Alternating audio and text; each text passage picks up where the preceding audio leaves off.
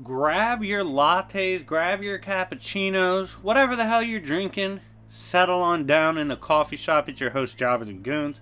Got another Blitz battle for you guys today that I think is going to be amazing.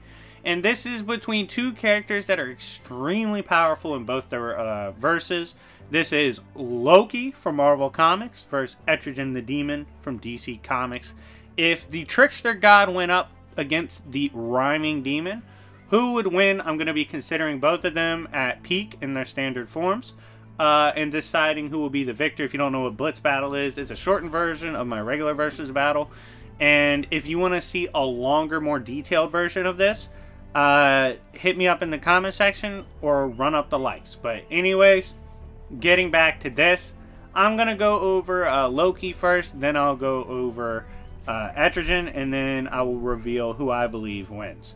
So, looking at Loki first, Loki, obviously the god of mischief, hails from Asgard and has always had evil intentions, given his dire circumstances in the cosmos, being he is not actually technically the son of Odin, but nevertheless he was raised with them, and this has brought him to, throughout time and space, seek mischief and basically vengeance, because he's always had a chip on his shoulder, right? And Loki is wildly powerful, mostly due to the fact that he's been practicing magic for ages, and this allows him to do such things as illusions, regular power blasts that are strong enough to wear down even the shields of classic Doctor Strange.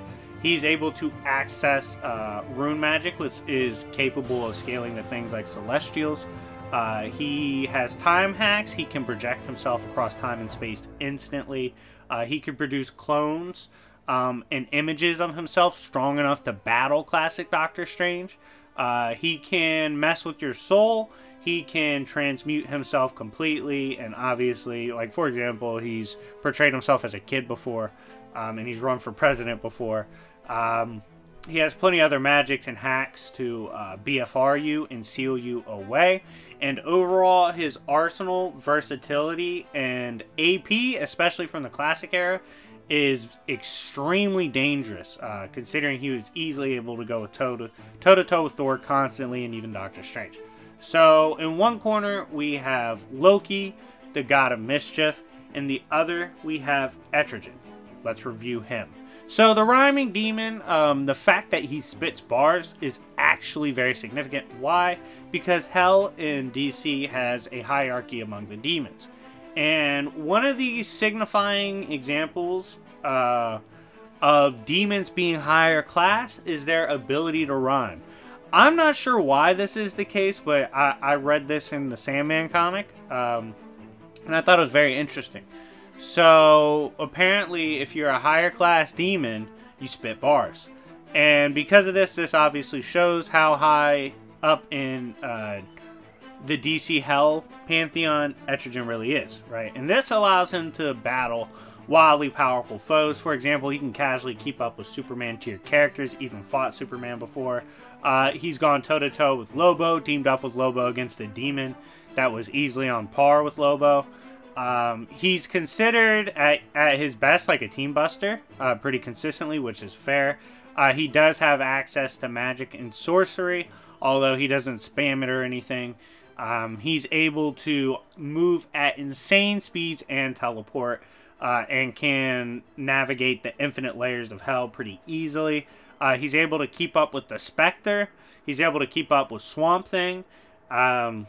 He's also able to, even when Spectre was going crazy, manage to briefly like rip his face off. It didn't do crazy amount of damage to Spectre or hurt him in any way, but the fact that he could rip the face off Spectre is pretty crazy. And obviously he can spit his Hellfire, which can burn souls and arguably burn you on a higher level as well. So overall, Etrigan is a wildly powerful character from DC, and at his peak poses a threat to most characters. So if these two monsters were to collide, who do I think would win?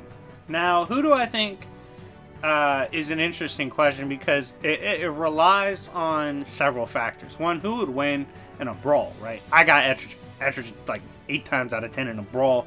My reasoning for this, he simply hits harder and arguably faster up close in a fight, right?